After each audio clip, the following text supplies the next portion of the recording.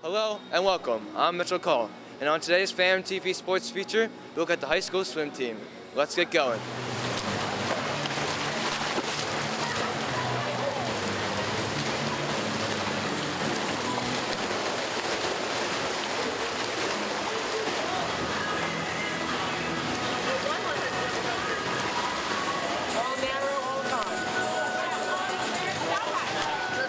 I'm with Maddie Cook, one of the standouts for the girls swim team. Maddie, what has been some of the keys to success this season?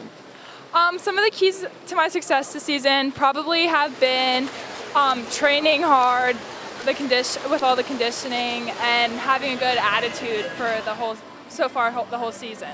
In your view, what is one of the biggest challenges to becoming a successful swimmer? Definitely the commitment and all the sacrifices you have to make to be able to achieve what you want. Also, what are some goals that you set for yourself this season? Some of the goals I've set are to do really well at during the postseason in district states, as well as for my club team, do well at nationals. Talk about some of the highlights you've had over your swim career. All right. So last year I placed second in 100 breaststroke at high school states, and then third in 50 free at high school states, and as well as our 2 relays placed second. And then at nationals, I placed top 8 in 100 breaststroke, and I think top 16 in the rest of my events. So that was pretty good. Lastly, tell us some strengths of your girls swim team. This year we have a lot more depth than we did last year, and our relays have actually been really good. We have Grace Kiernan, we have Emily Fabius, Catherine Bland, Liz Husson. We're all the depth is really helping us throughout the season so far. So I think that's a big improvement. Okay, thank Maddie for your time, and we wish you best of luck for the rest of the season. Thank you.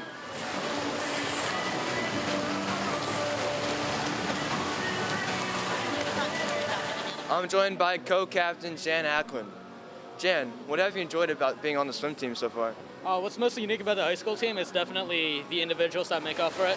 I've been swimming for a team for the past 9 years, so swimming's nothing new to me, but this group of people is certainly something else.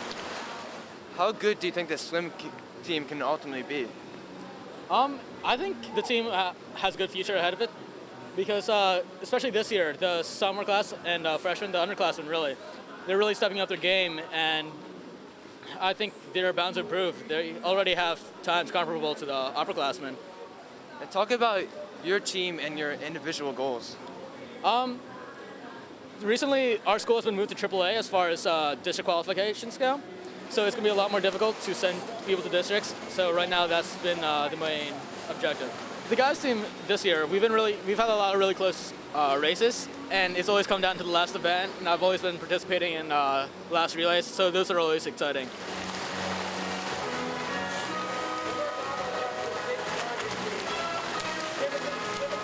I'm with Coach Weinstein, third-year head coach of the boys and girls swim team. Coach, give us an overview of the team. What has impressed you so far this season?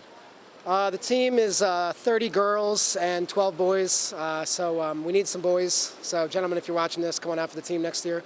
And that's great because we really need a lot of that depth, and that's why the girls have been so successful.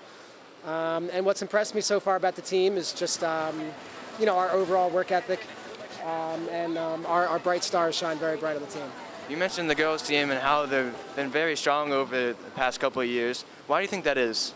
We were really fortunate last year to bring in 16 really strong freshman girls. I mean, it was just a huge class. And we just graduated 16 seniors before that. So just when we thought our team was kind of decimated to graduation, we brought in a fresh crop of really advanced, really strong freshman swimmers last year. So it'll be great to see them over the next couple of years progress.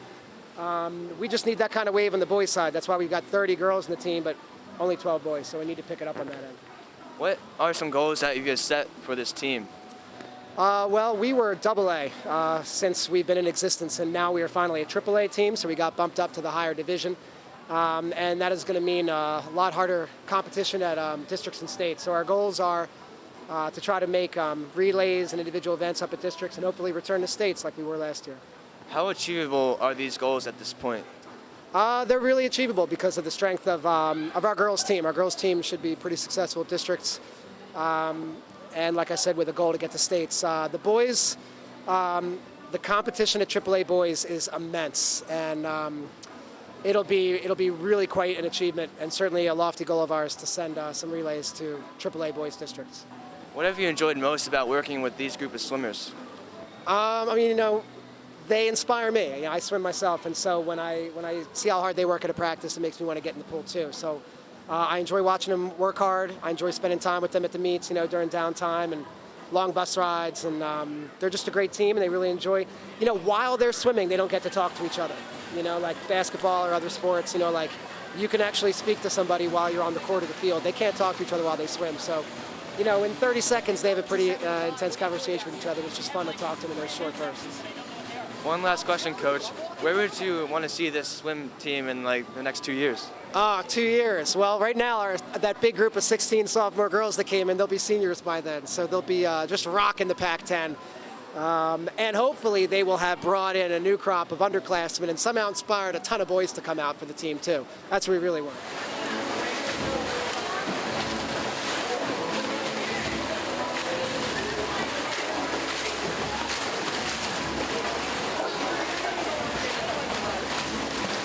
I'm with Josh Ziv, co-captain of the boys swim team. Josh, what have you enjoyed most about being on the swim team? I think one of the great things about being on the swim team is there's a lot of opportunity to interact with some of your teammates. In swimming, you're not on the field all the time. There's a lot of downtime where you're on the sidelines getting, to cheer on your teammates and have a good chance to interact with them. And then, on the competitive front, you get to do a lot of, competition and racing with a lot of different other swimmers from a lot of other schools.